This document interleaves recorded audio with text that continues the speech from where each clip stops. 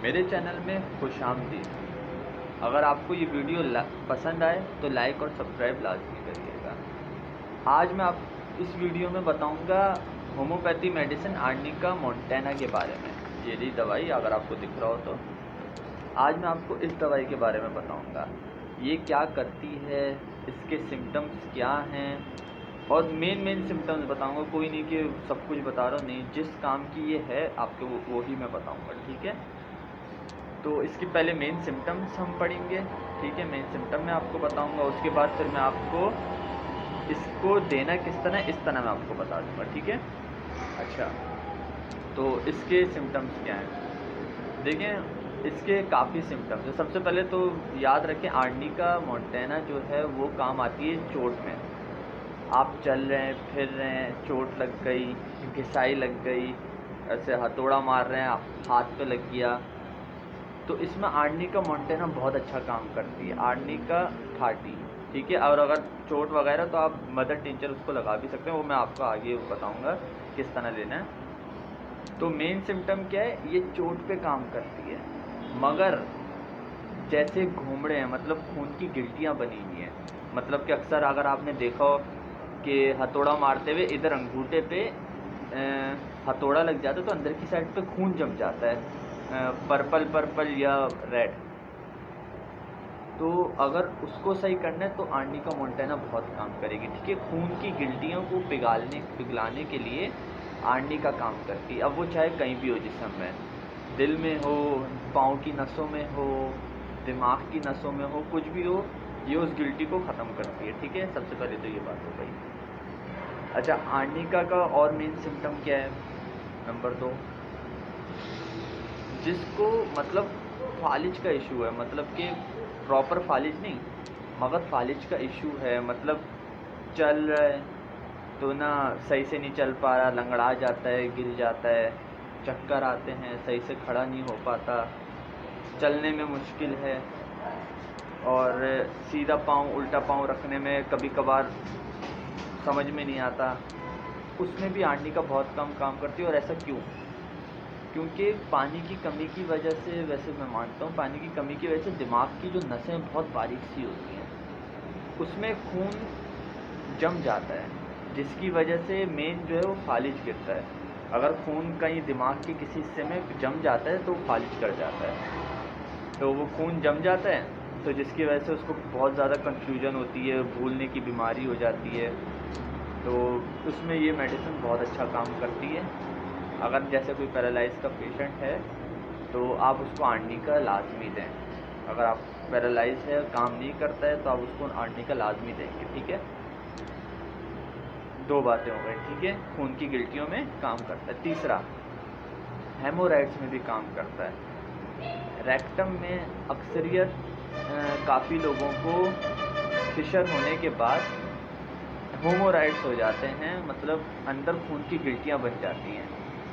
मसला नहीं है, कुछ होता तो नहीं है, मगर वो खून की गिल्टियाँ कभी कभार दर्द जलन करती हैं, जिसकी वजह से पेशेंट जो है वो परेशान होता है। तो उसमें भी ये बहुत अच्छा काम आ जाती है। मतलब जैसे अगर आप यूरोलॉजिस्ट हैं तो आपको पता होगा, जब आप अंदर चेक करेंगे तो खून की गिल्टियाँ आपको अलग से लाल लाल कलर की सख्त टाइप की पत्थर जैसी आपको महसूस होंगी, तो उसमें भी ये बहुत अच्छा काम करती है, ठीक है। अब चौथी बात, दिल के अमराज में भी बहुत अच्छा काम करती है ये। जैसे किसी को दिल की बीमारी है, दर्द होता है हर, मतलब 1 दिन 2 दिन बाद दर्द होता है इस साइड पे या इस साइड पे, और हर 2-3 घंटे बाद होता है, हर 1-2 दिन या हफ्ते बाद होता है, तो उसमें भी आर्निका काम करती है। क्योंकि काफ़ी लोगों की जो नस है वो ऐसे छोटी हो जाती है, जिसकी वजह से जब खून की रवानगी होती है तो वो अक्सर फूलने की जगह बंद होती है, तो वो दर्द करती है। तो ये हार्ट अटैक का सिम्टम है वैसे। तो उसमें भी आर्निका बहुत अच्छा काम करती है। अच्छा, अगर किसी की नस बहुत ज़्यादा बंद है और उसमें खून की गिल्टियाँ जमी हुई हैं और वो आर्निका मोंटेना थोड़ी हैवी पावर में पीता है, तो उसमें ये नुकसान होता है कि फ़ायदा तो है मगर उसको घबराहट होगी, क्योंकि जब वो गिल्टी निकलेगी ना, नस के रास्ते से निकलेगी, तो वो दिल की तरफ जाएगी, फिर दिल से पाँव, फिर हाथ, तो वो जहाँ जहाँ जाएगी ना वो उसको दर्द करेगी। तो खून की अगर आप दे रहे हैं किसी को दिल के हवाले से, तो लाजमी हल्की डोज में ही दिएगा, क्योंकि वो फिर बंदा पेशेंट घबराता है, मसला नहीं होता मगर घबरा जाता है वो। ठीक है, ये इसके मेन सिम्टम्स है। मेन सिम्टम क्या है भैया?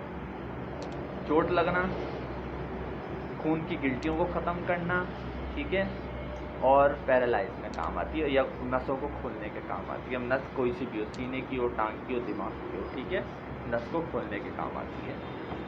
डोजेस, अब आप डोजेस किस तरह देंगे? देखिए, मैं तो प्रीफर करता हूँ 200 को, क्योंकि पेशेंट बोलता है कि मैं अभी सही हो जाऊँ। अगर आप 30 देंगे तो वो दिन में 3 से 4 दफ़ा होगी, पेशेंट बोलेगा क्या है, मैं ऑफिस जाऊँ दवाई पी। तो मैं 200 प्रीफर करता हूँ। मगर आर्नी का मोन्टेना अगर छोटा बच्चा है तो आप उसको 30 या 2x 3x में दें, गोलियों में आती है, ठीक है, पीस के दे दें, जैसा भी आपको सही लगे। 30 प्रीफर करता हूँ। 30 आपने देनी है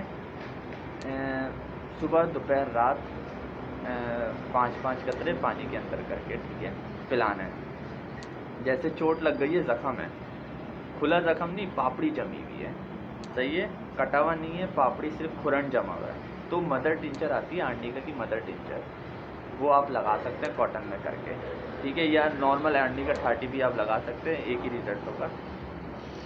अब अच्छा, मेरा तरीक़ेकार, मैं आर्निका 200 देता हूँ, ठीक है। पेशेंट आए, उसको चोट है या कट है या ज़ख़म है, कुछ भी है, या गिल्टी बनी हुई है, तो उसको मैं 200 में देता हूँ सुबह रात। जैसी उसकी गिल्टी सही होती है, मैं उनकी गिल्टी बंद कर देता हूँ, ठीक, वो दवाई बंद कर देता हूँ। अच्छा, मेरे पास 1 mg है, मैं 1 mg अक्सरियत इस्तेमाल करता हूँ। तो 1 mg कैसे दूँगा मैं?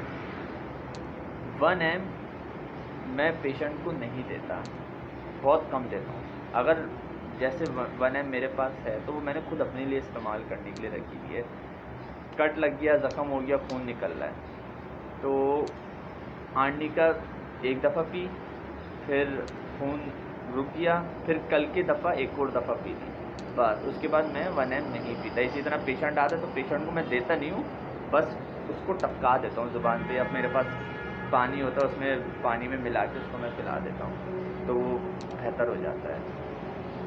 तो इसके आपको सिम्टम्स याद रखने हैं, मैंने 4 सिम्टम्स बताए हैं, ये 4 सिम्टम याद रखें। बाकी अगर आप बोलेंगे तो मैं मज़ीद इसके बारे में बता दूँगा, मगर वो इतना ज़रूरी नहीं है, मगर मेन सिम्टम्स इसके यही हैं। तो अगर